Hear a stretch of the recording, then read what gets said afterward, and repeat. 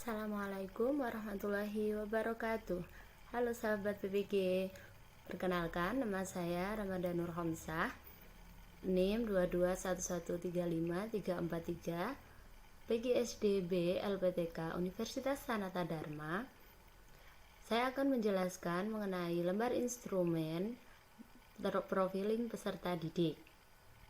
Untuk mengetahui karakteristik peserta didik, aspek yang kita amati dalam melakukan observasi yaitu perkembangan fisiologis, perkembangan psikologis, motivasi belajar, etnik dan kultural, struktur sosial dan minat, perkembangan kognitif, kemampuan awal, gaya belajar, dan perkembangan motorik.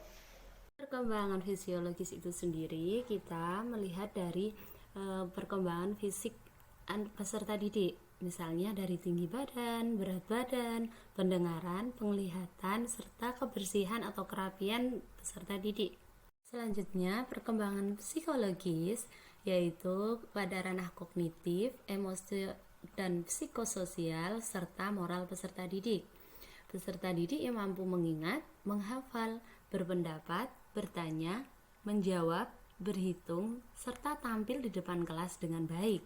Nah, kemudian peserta didik mampu menghargai, mengendalikan amarah, ramah, dan peduli terhadap teman. Kemudian peserta didik yang mampu inisiatif membantu teman, menjaga lingkungan, dan memiliki sopan santun yang baik. Selanjutnya, kita melihat dari segi motivasi belajar peserta didik. Nah, peserta didik itu memiliki rasa ingin tahu yang tinggi, ikut terlibat dalam proses pembelajaran atau tidak, pantang menyerah dalam melakukan sesuatu, mengajukan diri untuk mengerjakan tugas atau soal di papan tulis, dan mengerjakan tugas sekolah secara tepat waktu. Selanjutnya, seorang guru harus memahami etnik dan kultural yang ada di sekolah. Jadi, peserta didik itu tidak membedakan kepada teman yang memiliki perbedaan suku, adat, agama, dan kebudayaan. Selanjutnya, status sosial dan minat peserta didik dalam belajar. Nah, yang melatar belakangi itu yaitu status sosial keluarga. Peserta didik tidak membedakan teman berdasarkan status sosial ekonomi. Yang kedua, peserta didik tertarik pada media pembelajaran yang digunakan oleh guru dalam mengajar. Peserta didik semangat saat mengikuti proses kegiatan belajar, serta peserta didik mengerjakan tugas dengan antusias yang telah diberikan oleh guru. Selanjutnya, perkembangan kognitif. Peserta didik memahami penjelasan atau materi apa yang telah diberikan oleh guru. Peserta didik sudah mampu mendeskripsikan dan menjelaskan satu dari pengamatan. Peserta didik mampu menyampaikan hasil pengamatannya dengan mempresentasikan di depan kelas, dan peserta didik aktif dalam menjawab pertanyaan dari guru.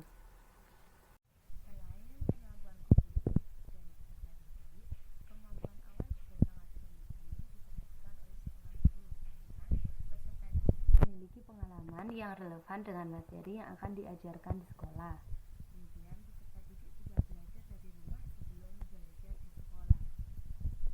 Selanjutnya, gaya belajar peserta didik.